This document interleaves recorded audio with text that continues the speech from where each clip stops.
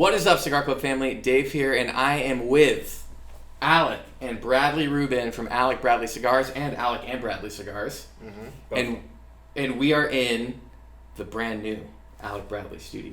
We are, right? For the first I time. think this might be the first time somebody sat in this chair. It is. Talked to a camera. Absolutely. What a magnificent time. So I'm down here in South Florida.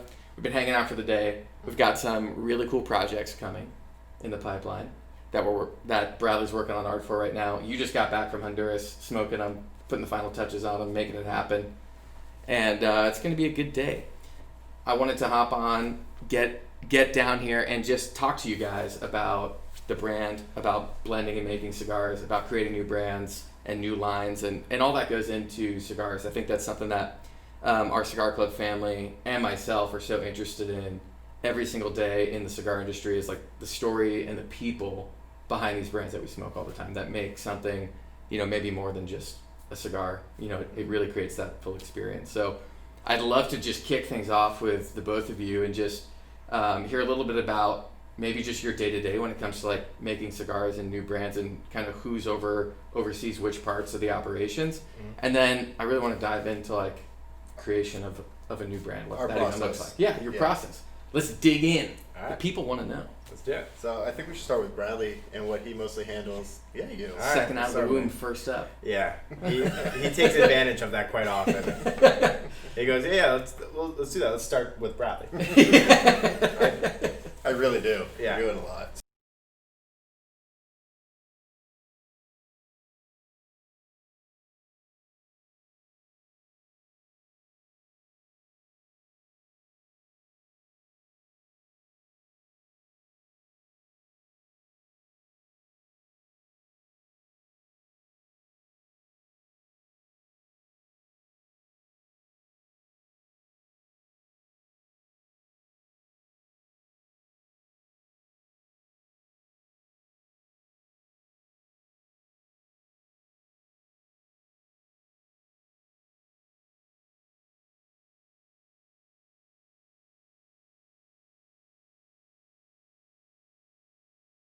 So day to day, I mostly focus on social media. I also help with the reps on reports. They send in stuff to me on new programs that we're running. But my main focus is anything creative, artwork, branding. If we're working on new ashtrays, like the baby bump right in front of us. We came out with these red and black badge ashtrays, which are really cool, which are just our logo. And we're currently working on a bunch of new stuff right now. Lighters. Were you the one that kind of spearheaded the design of the new, I don't know what the ones that look like massive grenades, the lighters? Oh, the lighters? Aficionado had posted about a few weeks back, maybe. So I think that was just a really group discussion, and all of us, like, team effort. Everyone loves the burner.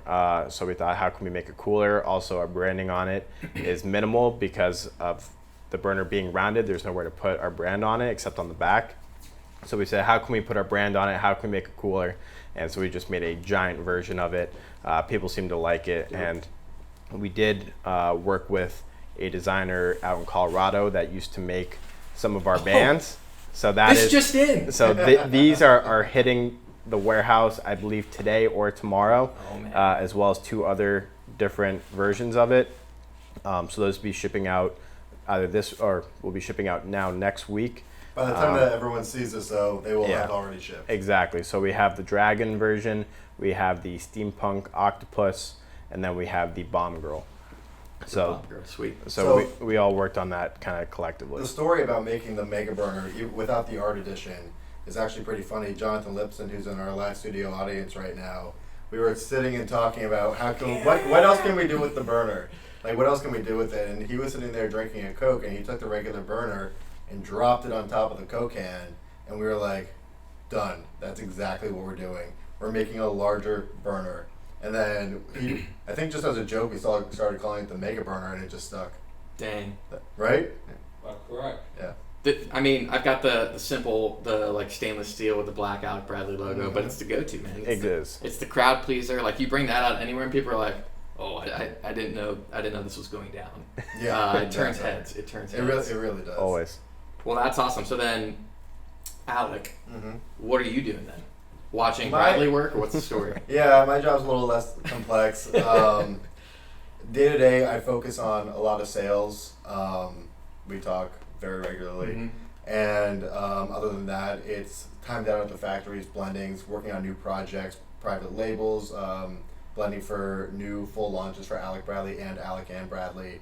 And that kind of ranges the scope of what I do. In sales, I work with the territory managers on a day-to-day basis, on the phone with them constantly. And anything that I can help facilitate with them to get more sales, or if there is any interesting projects they're working on, a lot of it comes to me, and we go from there.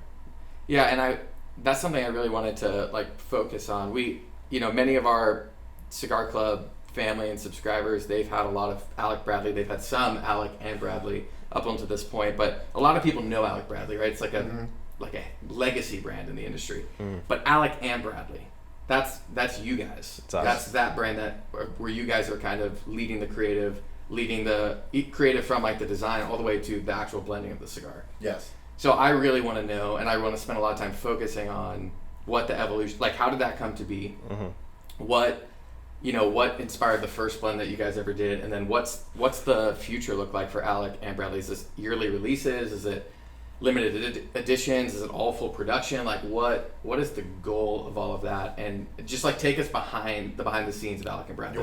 Should we start from like the beginning of why we decided to come out with Alec and Bradley? I mean, there's a ton of reasons why, but the story of what happened. Sure. So, first thing was Bradley came into my office one day and said, "I think we should start our own brand and come out with our own blends." And I kind of chuckled a little bit and said, as he does. Yeah. I kind of chuckled a little bit and was like, I like the idea. I always wanted to do our own cigar. I thought it would be under Alec Bradley, not under our own brand. Right. But let's go sit down with Dad and talk to him about it. So we went in, sat down, pitched him the idea. He was all in. He's like, I think we should do it. Let's go. And then that's when we stopped him and said, no, you don't understand. You're not involved. And he kind of just like smirked also and said, okay, why don't you give me some time to think about this and come back in a little bit. And so he's like, why are we coming back? Bradley asked me, why are we coming back in a little bit? I'm like, you'll see, just be prepared. So we both go back to our offices. Maybe 20, 30 minutes later, he calls us back in. He goes, I love the idea. I think you guys should definitely do this, but the one caveat is you're paying for your production. Ooh. And no me, no money? Basically. Yeah, no me, no money. And that's when Bradley's jaw dropped a little bit, but then we discussed it. We still wanted to, move it forward. You sold your entire bourbon collection. Yeah, we sold everything. Cars, bourbon collection, whatever we had to do. And that's when we started working on our first line, Blind Faith. And I think it took, a year from the day that we had that conversation to the day we actually launched Blind Faith into the marketplace. It was a full year of working our asses off to get that blend right, which was a tough one to blend. And the artwork actually went through 2 names. We went through 2 names before we hit Blind Faith, and we actually did a full. We basically completed the artwork on the first name, and then Bradley. I don't know if you want to jump in on that part of the story. When you get to the end of the artwork and you look at it, and you're not happy with it. Yeah. There's no tweaks to be made except just scrap the whole thing and start new. So we had a completely different name, different story, and it just didn't feel right. But we were done with everything, and it was tough to go in the next day into work because I figured it out while I was at home. And I had to go in first to Alec's office and be like, hey, I don't like anything that we did, and we have to start new. Like name and everything, or it was name and artwork and everything. Like Blend just was still being worked on, so that wasn't finalized yet. Right, but still starting from scratch on the artwork was not easy. But when you're coming out the cigar, it's not just about us. It has to do with everyone, sales and marketing and everyone on the road. So I had to tell everyone basically that I want to start over and that I would rather not put this brand out. Wow. Because I think it will fail, and I hated it. Even though I loved it for a long time until I looked at it and I hated it. So I had to go in and tell everyone in the office the next day basically that I think that this is the wrong move. I hate the artwork, and I think if we were to do it, we'd be making the wrong decision. and it was tough for me. I felt defeated, but everyone was supportive and understood, you know. And I think Alec definitely understood because I don't think he liked it. I don't think he liked it. For a while, I was not feeling the artwork on it, and we were going back and forth on it. So when he came to me and said, "I'm done with this," I was like, "That's the right decision." Yeah. I've been ready to make that decision for a little bit now, but you know, we had decided up front I was going to handle more of the blend. He was going to handle more of the artwork. So at the end of the day, it wasn't my final decision to make at that time on our first project. Even though now we both have to agree 100% on every single thing that happens when we launch something. So if I get to the end of blending and he says start over, I have to start over. And if we get to the end of the artwork and I say start over, then we start over. Yeah, and just to put things into perspective, it's not the first time or now being where we are now, it's not the only time it's happened. So yeah, this has happened on almost every. No, This is Alec and Almost Bradley every discussion. This is how we we come out with brands. This is how almost release the first one and then can it. Yeah. And then we come up with a great start idea. anew and it comes out bad the second time. yeah, So did that happen with Gatekeeper? that's like the only one it didn't. No, it didn't happen really too much with Gatekeeper, but That was a little bit of an easier project, especially since we worked with Ernesto Perez Carrillo. It just kind of changed the whole process. And when we were working on that cigar, he really facilitated and walked us through his process of blending, which is way different from our process of blending. So Blind Faith was made at Raíces Cubanas in Honduras. okay. Mhm. So and but you guys do a lot of work with them. yeah, lot, so yeah. So you just know, like, to you making a cigar and blending a cigar is that process is ingrained from how they do it. Like that's kind of how you've gathered that Not process. necessarily. So our dad, Alan, and the vice president, Ralph, have their process of how they blend. Right. And we've learned their process, no matter what factory, that they go through the same process when they blend. Got it. And then Bradley and I have kind of developed our own process that's a little bit different when it comes to blending and creating an entire project. So do you do it the same way? You blend one that you say is good to go, and then like 2 weeks before you can it and start the blend over? Or? No, it's not so much that. We find a good base blend, and then once we both agree on the base blend, we kind of go down a certain direction and reblending it. Yep. And until we just both agree on that final blend, we've never necessarily started over on the blend.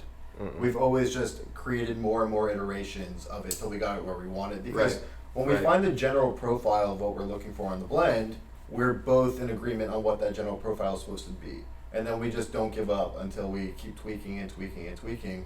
I think we went through over 20 base blends on Blind Faith, and Wow. then once we found it, made over 8 tweaks till we got it to the final process, to the final cigar. sounds about right. Yeah.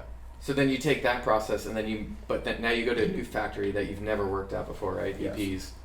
And what was like the biggest difference? Because like EP's a legend too. Yeah, Like, a complete legend within the industry. He's the right, legend. it's like, okay, you tell us like what's gonna go on here and we will Basically. follow. Yeah, Right. right. We were super nervous the first time that we sat down to work with Ernesto, just because he is such a legend.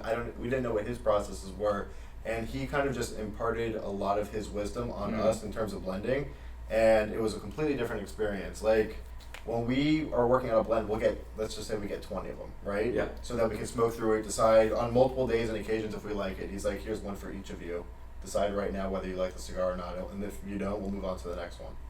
I'm like, I've Like, never. are these fresh off the table? Or No, he no, like, no, prepped no. a bunch, They Prepped. have 30. you came down, Prepped. Yeah, they're prepped. They have 30. They have at least 30 days on them. and you're just sitting in his office in the factory. We went to Miami. We were sitting. Cool. We were in Miami with him. Sat in his office in Miami. He had several blends One for by us, one. and because we told him the profile that we were looking for and the type of tobaccos we wanted to use, Yeah. and so he was like, "Okay, here's 3 of them. One for me and one for each of you. Let's figure it out right now." Yeah. And that was not what we were used to. I'm used to smoking like 7 of them before deciding, is this something And that- kind of when and where you want to. And, yeah, like because I like to smoke it in the morning, after lunch, and then at home at Yeah. night to kind of gauge, like, is this something I have to think about too much? Right. Is it something that, just really trying to see if it hits my palate, right? If the blend is right, if there's any unbalance in it or any of that kind of stuff. And this was just a completely different process. He's like, you should know after 1. I was like, I've never known after 1. You agree? Yeah, he definitely, does things his own way, and something that we kind of took from him. Everyone focuses on the wrapper. Everyone always, the most beautiful part is the wrapper and what wrapper you could use. And this is a Mexican San Andreas or, a Creo 98 wrapper, blah, blah. But he likes to start at the filler. He wants to start at the filler and go out, and then figure out what is going to be the wrapper at the end. That's going to complement the filler and binder. Correct. So he kind of works. He works from the center and goes out where everyone starts with, all right, well, what wrapper do I want to use? Yeah. That's where everyone's head goes first, is to the wrapper, because everyone thinks it's the most important part. Right. It's the most appealing to the eye, and it's what everyone talks about. So Ernesto kind of does things his own way, and we respect that. So when it came to making Gatekeeper, it was really an homage to him. We kind of saw Ernesto as the gatekeeper. He's the godfather. Everyone knows him, and he has probably the most respect in this industry. So to kind of create a brand that is based around him, even though people may not realize, it's cool just to be able to work with him and experience that. Right. I want to. So what is your opinion when it comes to the relationship that the wrapper has with the rest of the cigar? Like, how important is it, like, to both of you? I guess you might have a different answer, maybe it's the same, but I mean, the wrapper imparts a lot of flavor into a cigar, especially depending on, I guess, the size and the ring gauge of the stick. But when you look at a cigar, you're like, it's all about, I'm blending from the wrapper, where Ernesto goes inside out. But talk to me about, like, the wrapper's involvement and influence in your blends. For me, I would say, because it is a visual, it's the only visual aspect of the cigar, unless you're just looking at the foot. So it almost plays to what you think the cigar is going to be like, right? So you're at your cigar shop, or you're getting a cigar from you guys, and you see this really dark wrapper, and you're like, man, this could be a heavy cigar. Yeah. You don't know that. You have no idea what the filler is or what the binder is, and how much that's going to play into the cigar. So people already have some sort of mindset of what it's going to be, but they, in reality, have no idea. So I think it mentally plays a big part. But if you were to close your eyes and smoke a cigar, that wrapper has no effect on you, and I think most people would change their mind as to how much they think the wrapper actually affects the cigar. Yeah. Sorry. Yeah, go ahead. I just want to say, which is how I felt the first time I smoked Magic Toast. Correct. Which I did on our video that we did with Chris Carey. Exactly. And I'm like, I would never ever pick that cigar up. Yeah. Like, everybody can say, oh no, it doesn't taste like that. No. It's like, I just never would. Exactly. And he was like, dude, smoke it. Like, right now, smoke the cigar. And it was like, what? Yeah. Like, not at all what you expected, right? not at all what I expected. Yeah. And I mean, that sucker sold out all the time, or else I would say we just are going to start putting in, like, mild people's boxes, people that are always, like, looking for the more, like, nuanced, delicate, like, sweeter flavors, the cream, like, all of that. That's the kind of cigar I want to, like, put in a box and be like, no, just smoke it. Like, Exactly. You're going to have to look at it, you're going to have a bias picking it up, but you smoke that thing and it's like, it's amazing. Straight, medium, maybe just above that, and it's absolutely fantastic. It's like marshmallows and chocolate, and it's like s'mores. This doesn't make any sense. Red Like, fruit, looking a lot of at red it. fruit flavor in there. It's really But I love nice. how, like, that, even to, like, myself and, it's like me and our team and, like, obviously, like, you guys are smoking all the time and, like, critiquing things, whether you're blending or we're smoking, like, full production stuff and just trying to figure out where it fits in our membership. I still have biases and stuff that I'm like, nah, I don't want to smoke that. I don't want to smoke that one. Let me just smoke my favorites or something, right? Yeah, all the time. I already know, oh, that's a component to this one. I'm just going to smoke that one. But Magic Toast is one of the ones for me that now I'm like, wow, I need to start, like, having a more open mind when it comes to cigars, because Exactly. there's so many, great blenders out there that can take a dark wrapper like that, or even Connecticut shade stuff, and actually give it some body and give it some life, or vice versa. So anyway, back to you now, talking about wrapper and the relationship of wrapper and a cigar. What are your thoughts? I agree with Bradley on what he said, but wrapper plays a little bit more of an important part to me. Yeah. Just because you do really have to go based off the binder filler first, and have an idea of what kind of wrapper you want to use, but that doesn't always work. When I was just down at the factory this week, I was working with different wrappers on a blend that we have. I added 2 different wrappers to it. One a little bit lighter, one a little bit darker, and one worked, or seemingly worked, we'll see in 30 days, and one did not work at all. and we just scrapped it. And we had such a good base blend on the binder and filler, and the wrapper that we have on it right now works absolutely perfect. But once you started playing with different wrappers, not every wrapper works on every blend. So it really does play an important part, because you can't just throw a wrapper onto anything. I took Kintsugi, I threw a Connecticut on it, and I threw a Maduro on it. The same Trojes Maduro from Magic Toast, and smoked them both, and the Connecticut was absolute garbage, and the Maduro is actually pretty freaking phenomenal. Yeah. And I just did it as a test, just wanted to kind of see, if we decided we wanted to come out with a Kintsugi Maduro or anything like that. Just kind of wanted to see what happened to it, and it was delicious. And I have a couple here for us to try later. Oh, baby. Yeah. Cool. Yeah. So is there does Alec and Bradley have a style of blending that would remain consistent? Because now you're coming up on your third release with Kintsugi. Yeah. But once we're at 10 releases, is there going to be a common thread of this is an Alec and Bradley profile that's different than maybe an Alec Bradley profile? Is there that, or is it I hope not. Okay. Cool. I hope everything is different. I hope every cigar truly stands out on its own, which is, I think, our goal. Yeah. Is to continue to try and make things as different as possible, so people never say, "Oh, well, this is the style. This is what I know I'm gonna get from them." I don't. That makes things boring. I'd rather someone say, "Oh man, I really love Kintsugi, but I hate Blind Faith," or vice versa, or they love one blend and dislike another one. That's fine with me. I want people to love or like things a lot, instead of just being like, "Oh, that's okay." Yeah. So when we created Alec and Bradley, the goal and the purpose behind it was really to be able to do our own style of cigars with our own style of artwork. So if we just kind of replicated what Alec Bradley does in terms of their blends, right, then we shouldn't have started this company in the first place. Right. It's all about our palates, pushing it in the direction that we want to go in, and trying to come up with the most different stuff, most interesting cigars possible that people can attach to. Yeah. So if we're just kind of blending very similarly to Alec Bradley, I feel like we didn't do what we set out to do. And that's why going to the Dominican and working with Ernesto was something that Bradley really wanted to do when he brought the idea to me, because he's like, Alec Bradley has one cigar in the Dominican, and it's a bundle product. Yeah. Why don't we go to the Dominican and do something different? So our goal is always to be different, not just from Alec Bradley, but also from what everyone else in the industry is doing. We're trying to just go in our own direction. And yeah, I mean, you're going to have similar profiles to either Alec Bradley or to another company at some point, but it's still based off what our palates enjoy and the direction we want to push it in. Yeah, something that always fascinates me about any brand is this layer of, obviously it's fun and exciting to create new blends. Yes.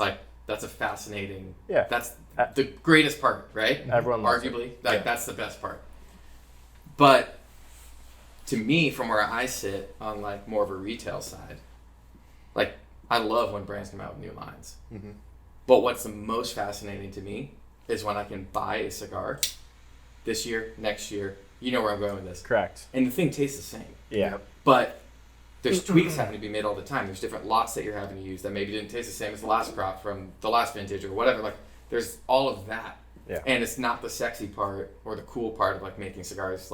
Now we got to validate and check consistency and tweak this and it's that. One of my least off. favorite parts. But that's got to be so much of it. That's got to be most of your time. It's a lot of our time. What is that like? And what is just overall the consistency within a line of cigars and within sizes of lines of cigars? Mm. How much of your week is spent doing that? And I'd love to hear an example or a story where you smoked one, you're like, what the hell? This isn't the blend that we did, or it tastes a little, I don't know if you want to share that, but it's just, that's so interesting to me. Yeah, so it's not necessarily that, but with Blind Faith, the fillers on that are all Ligeros and Maduros, right? So very, very thick tobacco. So it makes it very difficult to make sure you have a consistent burn all the time when you're using that thick of tobacco. Yeah. So we have batches come in, and I'm like, okay, we're pushing closer to where I want to be on the burn rate, right? And it's burning. It's not yet where I want it to be on the burn. Next time I go down, I'm going to work on it more. Or we call up the factory and say, hey, why don't we try to make this adjustment here or do this there to try to get it exactly where we want it.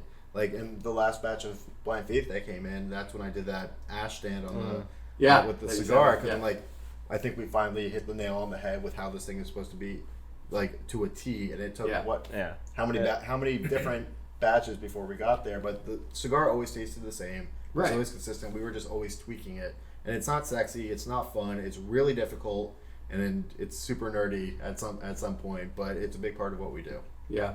But like with what Alex said, with working on the construction and hoping that it eventually gets better in the burn rate, you have to make sure that it doesn't compromise the flavor. 100%. And that's always that's the hardest part. What worries me because you can easily make a cigar burn great. Yeah, exactly. If you don't care about flavor, exactly. Make the perfect cigar. Exactly, but also the flavor is the most important part. You know, for me, if a cigar burns a little bit bad, to me it's not a big deal. Yeah. It's a handmade product. These things happen. Not everyone makes a cigar that burns perfect, and you may have cigars that are rolled exactly the same, and it's the same exact cigar, and one burns great and the other one doesn't. There's too many variables to worry about, but the one thing that everyone's going to get is the flavor. Yes. And it has to be good. In the U.S. market, people are very focused on the burn. Yes. They're very focused on the burn in the U.S. market, and sometimes to get quality of burn, you sacrifice flavor, and we're never willing to sacrifice flavor, because to us that's what it's all about. I don't mind touching up my cigar now and again. Totally. If I'm gonna get the flavor that I expect from the cigar and I want, I'm super happy.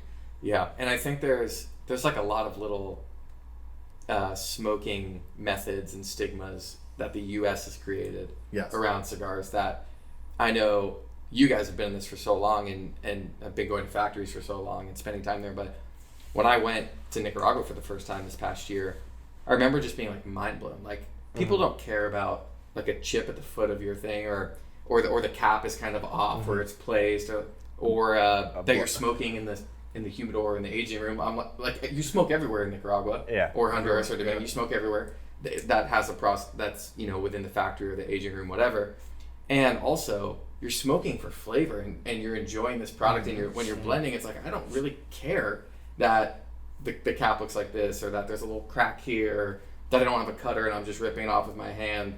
I always tell the story of like when I got laughed at and ridiculed my first time when we sat down to blend. We were blending like a cool exclusive for the club, and we sit down, and it's like, all right, this is it. This is the big reveal of like they're gonna pass the cigars around, and they do. And I'm looking there like, oh, I don't have my cutter. And I'm like, does anybody have a cutter? And they all start like looking at each other and they're like laughing. Nobody has a cutter, man. And I'm like, what's so funny? And they're like, no, gringo, like use your fingers. These are your cutters. And I'm like, what, we got stones we're rubbing together for fire? Like, what the hell? Can I ask for a lighter next? But I remember that, like, just little things like that you always see, or just like when we're hanging out or when I'm with like any other brand or any other like cigar maker.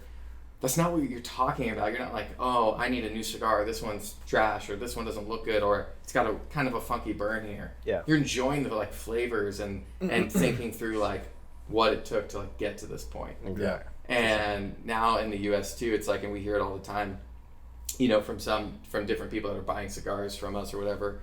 It's aside from the construction part, is they want like a 6x60 that's like dark and oily, and that is like the pinnacle of like the man's cigar, right? Yeah. And so it's like I'm like over here trying to get them to smoke Lanceros, Corona, and they're like, "What am I paying for?" I'm like, "Do you know how much harder it is to create this like 38 ring gauge? Like, do you know the lady that put this together? And it still has to have complexity and good flavor when you have. And it still has to that draw correctly. Yeah, not just that, but like you have so little filler in there because you're smoking a Corona or a Lancero, whatever it may be, that it's very hard to not make it one dimensional.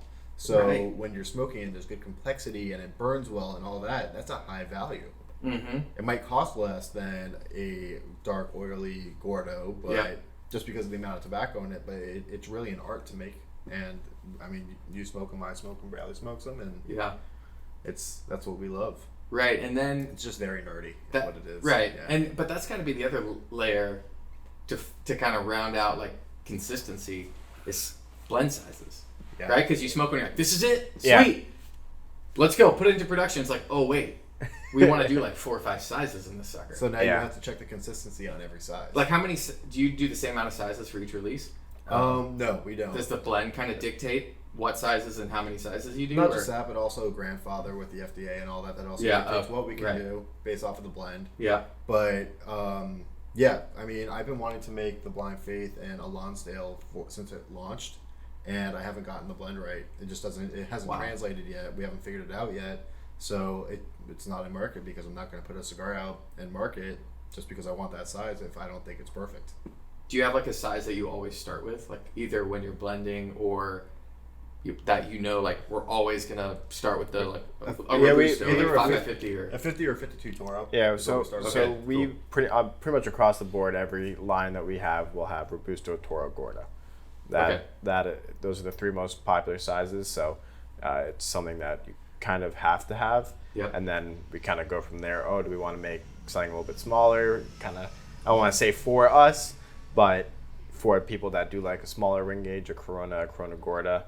I love smoking anything like that. Corona Gorda recently Lonsdale. I've been like liking 46s. I've been liking 5 3/4 by 46. Corona Gordas more and more over Coronas over the past few months. And There's a little more complexity to them. And then just also they're a little bit thicker. You know, some fun sizes, something different. You know, Tempest has what we call a Majesty size, which is like a very oddly perfecto figurato shape. But it's something different and it's something unique and it's not always the same. And do they sell well? No, but is it something that people will be like, oh man, look at this? Like it's just something unique. And I think anytime you can show a unique shape to someone and they'll be like, oh man, that's cool. Like it just makes things more interesting. Yeah, and it even showcases the maker of the product. Like you pay attention to that more, which is really cool. Yeah. All right, I want to talk about 2 new releases coming out. The first one being Kintsugi, which I just love the name. Thank you. I just like saying it. Love it. I don't even know what it means. I do know what it means now, but I didn't know what it meant and I still just liked it. Yeah. But tell us about Kintsugi and when it's coming out, that blend, the story behind it, that whole thing. Yeah, Kintsugi is a really fun, cool project that is about to be released at the beginning of November or mid-November. But it's based around this old Japanese art form of piecing back broken pottery with gold lacquer. So if you break a bowl, you break a plate, and you piece it back together, your new piece will now have these gold cracks that show through it. So the meaning behind it, deeper meaning, is that there's beauty in the imperfections, that your scars make you who you are, and that nobody's perfect. And I really liked the meaning of that because I just thought it just kind of hit on like a deeper level for myself. I think it kind of goes for everyone.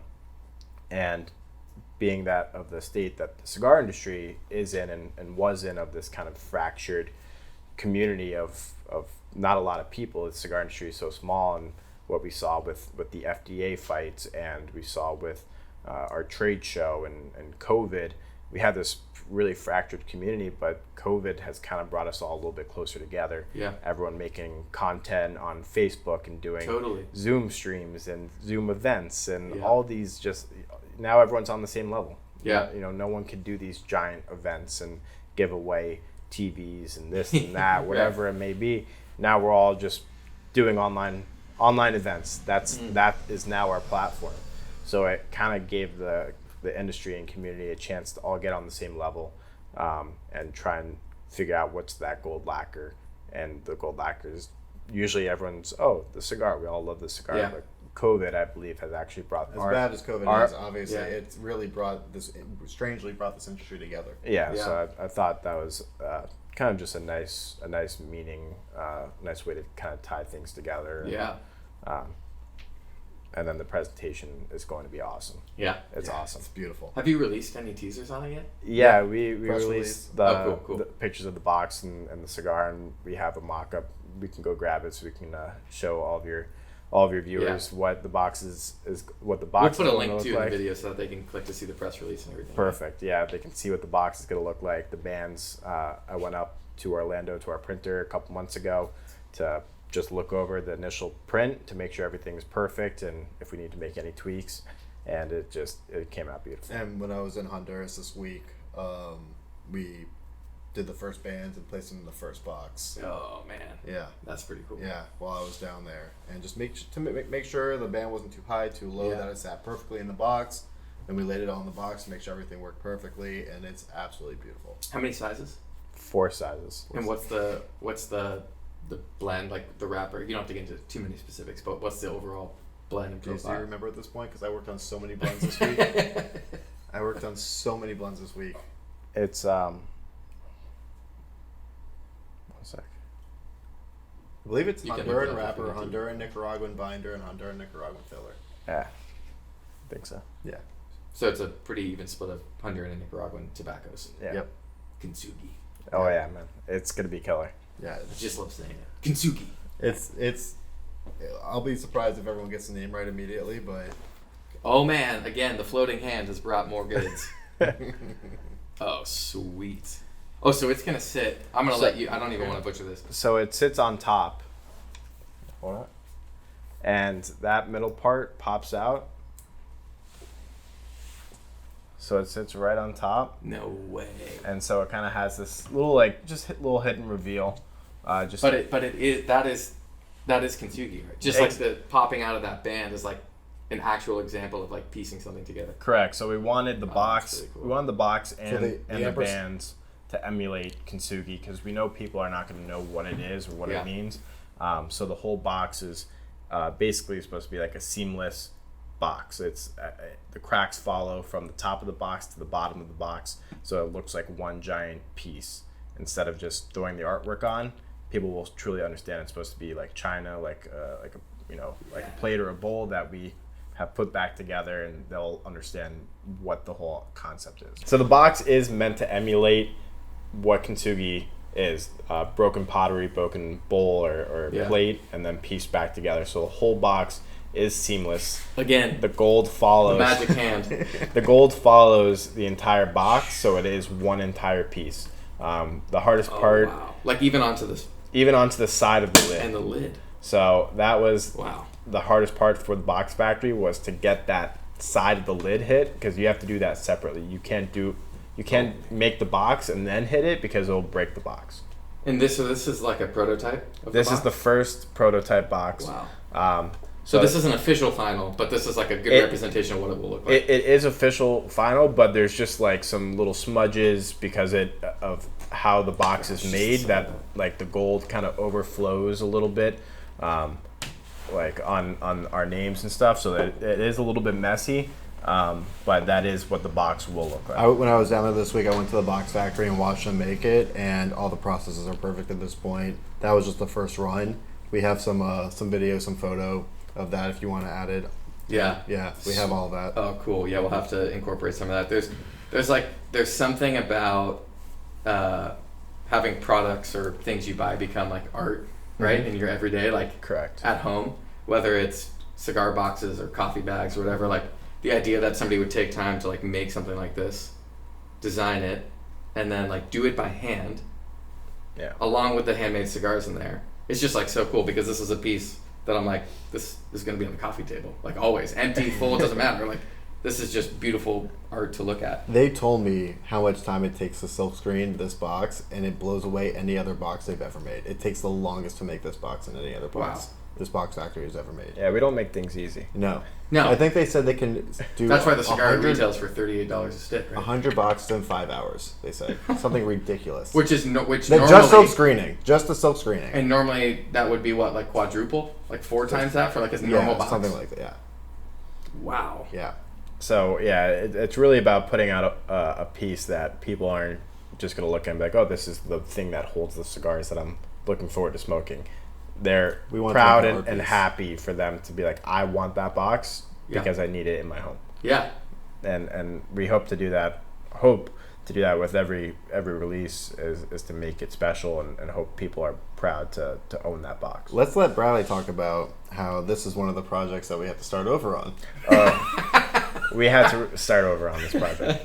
It was named something different? No, the name was name always was- the It was name. always Kintsugi. Okay. So we had completely different artwork for it at one point. Yeah, so we went down this, sort of very Japanese themed brand, and while we were closed down for a month, we were closed from, I think, April to May or something like that, or was it? Yeah, part of March into April, or maybe it was April to May. April to May, we were closed for a month, so we're all working from home, and same thing as Blind Faith, or the name prior to Blind Faith. I looked at the artwork and I was like, man, this is just not hitting home. Like it doesn't accomplish. I loved it. Alec, Oh no! Alec did like it a lot. And I was like, yeah, but like people won't know what Kintsugi is. Like it just doesn't say Kintsugi. Like it doesn't tell, because people are not going to know what Kintsugi is. The name means nothing to them. So I was like, we need to make the box look like Kintsugi. Like it's going to be simple, but it's going to be beautiful. Yeah. And so the other one was very just heavy Japanese, and it was just in your face, and almost didn't have so much to do with the idea of Kintsugi. So I said, let's give it some time. We're at the beginning of COVID. Who knows how long this is going to take? We're backed up on production because of the factories being closed and then being at half capacity. Yeah. We have time. Let's work on a new idea. Give me a little bit, and when we get to the end, A little bit turned into a lot of it. when it gets to the end, be open. I know that you love the artwork, Alec, but be open to what this will look like. Yeah. And he's like, oh, okay. I'm like, all right, A Bradley. reluctant okay. All right, Bradley. Very reluctant. And I know for myself, I don't want to speak for you, but the time was well worth it. The delay for the release to me was well worth it to now be able to come out with this.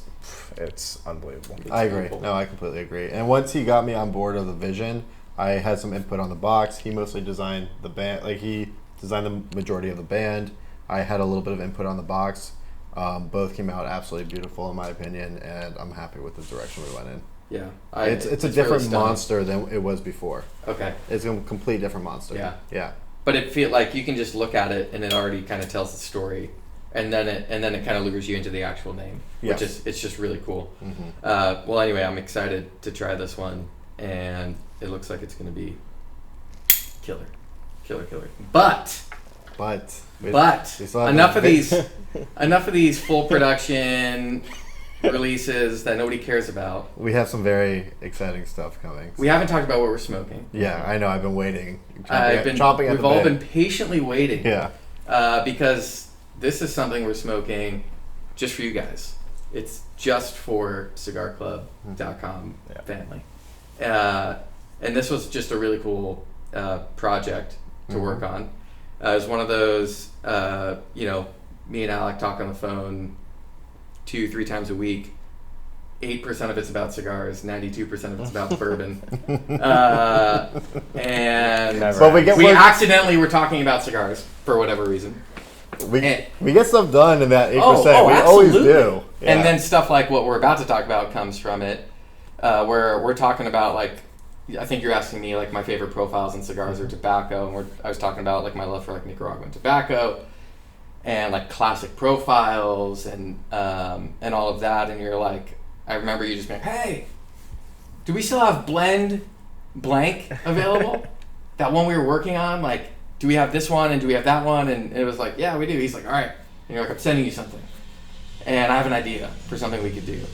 And Smoked Them was like, yeah, it's a no-brainer. Like, I think I was talking with Chris Carey, too. Yeah, I sent you a couple blends. Yeah. And you were like, okay, you just sent the other one because, like, to give me multiple options, but you knew this was going to be the final one. Yeah, you were like, which one was it? And I was like, Blend 16, which we can bleep out. I was like, Blend 16 is the one, obviously. Like, why did you even send me 17, you savage? You knew I wasn't even going to like it. And you're like, cool, I already put 16 into production, so I'm glad you liked it. But I knew you were going to pick that blend. It was it was your profile. It was everything you told me you wanted from the blend. We had been working on a number of blends at the time, but some of them have already been used for other things, this or that. But this one was the one that I knew was going to speak to you and your palate. Yeah. So when I sent it, I sent the two blends, knowing which one you would choose. Yeah. And I mean, I love this blend. This was something that we were going to use for a full production line, but I thought this would be special to do for Cigar Club. So I have my own question for you. oh boy. Yeah. Is this cigar really for your members, or is this cigar really for you? Well, it's that's a trick question there that could bring some heat. It's for our members through me and the rest of our team. That like as soon as I sent out, I think you'd sent me like 5 or 6 samples, and I immediately smoked them and then sent them out to the guys, and they were like, "Yeah, that's just freaking it. Like that's the cigar that we love." So great. it's like it's for us. But it's great to get it. But because it's for us, like what a better way to share like our expression of like our favorite tobacco that we could do with you guys, and be like, this is what we love to smoke. But how It's such a cool classic is it profile too. to get a so consensus from your whole team and be Right. like, yeah, this is it. Not any discrepancies and be like, oh, someone's like, oh, well, I love this other one. And it's like, Right. you just had your whole team be like, yo, this is the cigar. Right. We're done here. Yeah, Like, exactly. We got it. Now let's keep going. Yeah. Kudos on you guys for actually making it and then sending a great cigar. It's like, of course, it's easy to go A, B, or C, right? And not like, well, is the filler content of the Visa enough? Do we need to switch this out for the brand? It's like, I don't have to worry about that. Yeah. Like, the boys can handle it. Yeah. But Cool. it came out amazing. And then Bradley hits us with like the most epic brand of all time that I think speaks to, and I want you to talk a little more about it, but to me, it speaks to like this relationship of like gentlemen smoking cigars, drinking whiskey, talking about life, like the conversations that happen over a cigar, especially in like this new wave of like younger people coming into the industry, whether it's retailers or brands or manufacturers. That's what this cigar kind of represents. Well, that's because I want Bradley to say the name. I have to say the name? I want you to say You the came up name. with it, and I think it's great. Okay. So the name is Pinkies Out. Alec and Bradley, Pinkies Out. Exclusive for Cigar Club. Yep. For Dave. Yeah.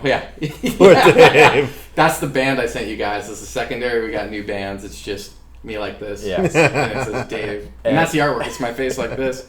And the boys. No, the artwork has actually been sitting here this whole time. Yeah. And this is, I mean, I think this one it's close to final. I don't think they would see anything crazy. But this is not how it's going to totally come. But this is so that we can at least show you guys a little sneak peek. This is the actual production, right? Yeah, I brought that back with me yesterday when I flew in from the rolling tables. So this is Pinkies Out. This is Pinkies Out. Exclusively for CigarClub.com. Exclusively. A lot of which we're going to go directly into my humidor. But these are going to hopefully be available in December. They will be. They will be available in December. That's great. That's amazing. We're working on it being available in December. Yeah. So far, it's coming out in December. And this is going to be available to everyone at Cigar Club. We're going to put this in everyone's box, and then they're going to have a chance to buy the really cool 5-packs that we're working on. I'm really excited. So we're smoking the sample, the blend that we initially said, yes, let's freaking do it. But we haven't smoked one of these, which we're going to have to do today. Yeah, full production. absolutely. Sure. A full pro, even though they're fresh. Sometimes you gotta enjoy the freshness of it. It's and fine. the size. Yes, the size. So we haven't smoked the size yet. We haven't said the size. Which Dave picked the size, Yes. and I love it. Yeah, well, as a blender, as a master blender, I really said, hold on now, gotta get the size right. I love a 48. So do I. To me, it's like I love how blends work in a 48. I love just like the physicalness of smoking a 48. Yeah. I just enjoy having that ring gauge. Like I just I'm love with it. you completely. Yeah. And the mouth feel is just exactly a little bit better. Yeah, and so we took a classic Toro, dropped the ring gauge down a little bit, and we got a 6x48. Yeah. It's a Nicaraguan Puro. Yes. Made at Plasencia, Honduras. Yes. Right. Under the tutelage of Alec and Bradley over here. But I mean, that's a big deal. Like, it's Plasencia. It's like incredible tobaccos. It's the perfect size. The brand is phenomenal. And when you guys see this artwork and the bands that you were showing me earlier today, I'm like, this is gonna be sick. And it's just for us, which is just like so cool. So we appreciate that. Like, first of all, I do really a lot that we were able to make this happen. You guys are awesome for what I kind of working it like out. about this myself we are. is we took, because like you said, it's younger people in the industry, gentlemen, all that, but we kind of took it back to this classic style artwork, which is super cool, and did a different representation as what we saw it on this artwork. And I got to give a lot of credit to Bradley because he really pulled this one out. Yes. And did a great job on it. But it's super cool. It's a little nod to like the old school, but also has some quirk. Yeah, it has some quirk to it for sure. It's like kind of peaky blindery, Peaky Blinders. It's supposed to be fun. Yeah. At the end of the day, it's a great name. It's classic. It meets fun. We don't take ourselves too seriously, but we like to enjoy ourselves. Yeah. And I think that's what Pinkies Out really is it's just something fun and classic. Exactly. And, I had my pinky out a little bit earlier too, intentionally. It's kind of a mix of old school and new school. And Yeah, totally. We're all younger guys in the game, and Yeah. and there's people that have been doing this forever. So it's a nod to the old school mixed with our new school, and we like to have fun. Yeah, and it's just a great cigar. So December, you'll be able to buy these. You'll see them in packs. We're gonna blow it out, and then maybe next year, some new sizes or something cool. That'd be fun. Pinkies Out is just starting. Yes, it is. So this is your ideal size, right? Yes. Your ideal size. Yes. This cigar is just for you. Yeah. well- this was a voted effort that we got this size. So what what would be your the next size? What? Oh, well, Yeah, I don't know that. I don't know We that. can, and Well, we we'll can- talk we can- about it, then you'll we just can- bleep the whole conversation. But if you're like, oh man, well this would be really cool in this size. Like what? So what Dave way- and I have already talked about this a little bit. what the Okay, next well, size would be. how about we include me, Bradley, and and then we include the viewers. The hundreds of thousands of people watching, Yes. no pressure. That we started joking around about this because I was like, what would be really cool is to make a size in like a classic or like a petite Corona and call it the Pinky. The pinky. Yeah. That sucker, 4.5 by 40, 4.5 by 42. True to your pinky size. Yes, well, I I have can take a an little- average. I have We'll a take an average shorter of the three of our pinky, so- pinkies. Okay. And every member of CigarClub's pinky, they can send it in. We'll take the average, Okay. and we'll make that size cigar. But I think that would be awesome. And not to mention, like, in that, like, Petite Corona, I'd love to see how, like, the profile of this intensifies because it's going to be so much more concentrated. Oh, no, this is a Whereas great this wrapper, one, so this is is gonna- like again, it's like a classic. It's delicate, it's nuanced, but then, like, jam all of that into a pinky. So that's what I want to do next year. That's what I'm all in. I think that's a great idea. But what do you, I mean, it's the first time you're hearing this, Bradley. I'm shocked. Yeah, well, we'll be right back. No, but Bradley! it's not like it goes back to us having fun, and Yeah. and that's just another thing that's fun and different, and playing on the name, which I'm all for. So Yeah. I like it. Cool. I'm cool with it. Well, we'll see. 2021, that could be cool. And Alan seems to be liking the idea, Yes. aren't you? He doesn't approve much, but he does approve of that. But when He you make approves when we want him to. when you make him shake his head, yes, that's the only. That's when you get a yes. We already got the approval to do this. Well, we covered a lot here. We did. This was legendary. Yeah. So thank you guys. Thanks for having me Thank down. you. Glad Thanks you for came down. opening up the studio, christening the studio with Yep. Pinkies Out. Yeah, man. What? Yeah. That's amazing. Pinkies out. Just beautiful, plants Yes. behind Alec's head. It was a nice time. Yeah. It was a great time. Great So thank time. you guys. Thanks Yeah, for thank hanging you. out. Thank you guys for watching. Hope you enjoyed it. As always, pretty much every single month you're going to see something from Alec Bradley or Alec and Bradley in your box. It's just the way we're rolling because Yeah. we're just slamming Alec Bradley sticks all day. But we love it and we appreciate you guys. And Thank you, Dave. we will see you all soon. I'm Dave with CigarClub.com. Alec Rubin, Bradley Rubin, Alan Rubin.